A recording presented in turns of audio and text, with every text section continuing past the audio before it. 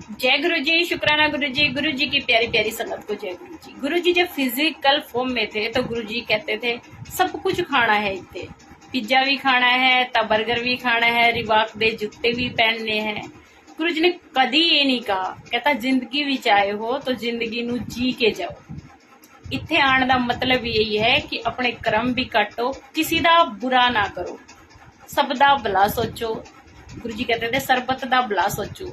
मेरे इत्थे डाकू भी आवेगा तो मैं उसका भी कल्याण करांगा, मैं उसने भी पाछा नहीं मोड़ांगा। तो गुरु जी महाराज ने हमेशा ये कहा कि चंगे भले रहो, अच्छे अच्छे कपड़े पहनो, जिंदगी को खुशनुमा बनाओ। और गुरु जी से जो जुड़ता है वो खुद ब खुद अमीर हो जाता है। उसके रास्ते गुरु जी इतने खोल देते। बरसते गुरु जी की शर्त यही है कि कनेक्शन 1 to 1 बनाओ, बीच में किसी को नहीं रख सकते। जो एक बार आपको ले जाएगा वो एक बार ही ले जाएगा, बाद में